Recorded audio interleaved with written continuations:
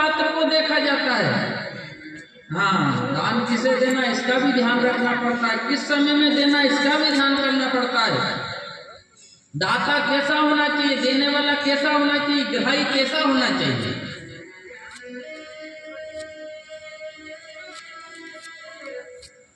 लेकिन भगवान के नाम में कोई रोक टोक नहीं है, इसीलिए तो कह दिया है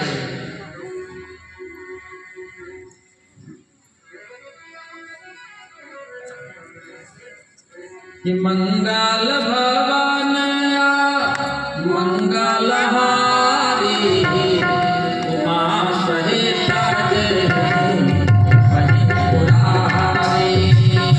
मंगल भवन मंगल हारी उमा सहित जय वही पुरारी।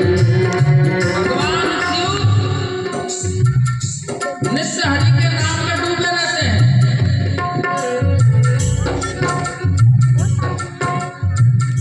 माता पार्वती ने पूछा क्या किनका ध्यान किम ध्यान किनका ध्यान करते हो।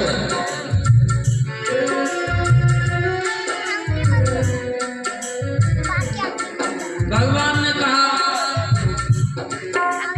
उस हरि का,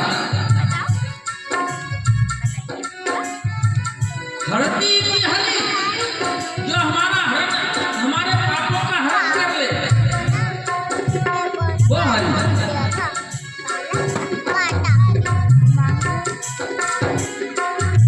उस हरि को प्रसन्न करने का कोई साधन है?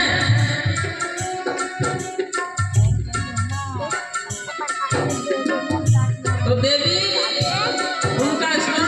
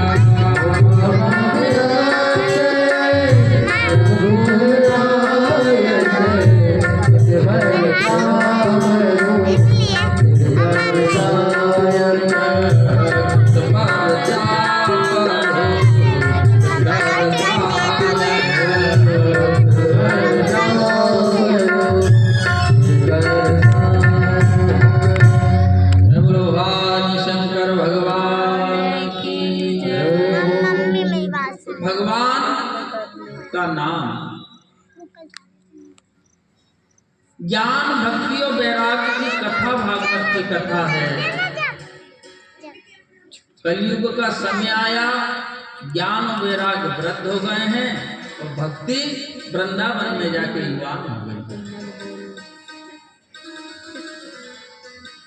नारद जी भ्रमण करने के लिए संसार में आए, देखा कहीं कोई दिखाई नहीं दिया, कहीं शांति नाम की चीज नहीं मिली। वृंदावन जाके पहुंचे, वृंदावन में जाके देखा तो भक्ति तो जवान, ज्ञान वैराग्य वृद्ध।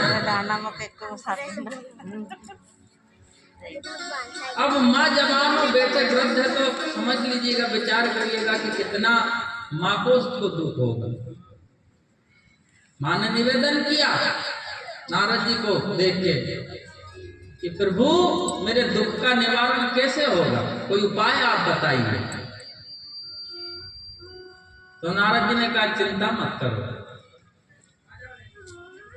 नारद जी नाना प्रकार की औषधि उन ज्ञान और वैराग्य को देने लगे वेद रूपी, लेकिन ज्ञान वैराग्य स्वस्थ न हुए। तब क्या हुआ कि नारद जी चिंता में पड़ गए। चिंता से बद्रिका आश्रम पहुंचे, वहां सनत कुमारों से मिलन हुआ।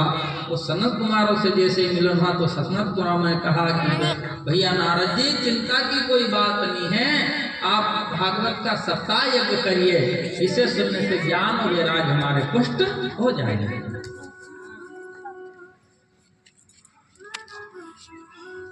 हमारे अंदर भक्ति है, ज्ञान और वैराग्य नहीं है तो भी हम अधूरे हैं।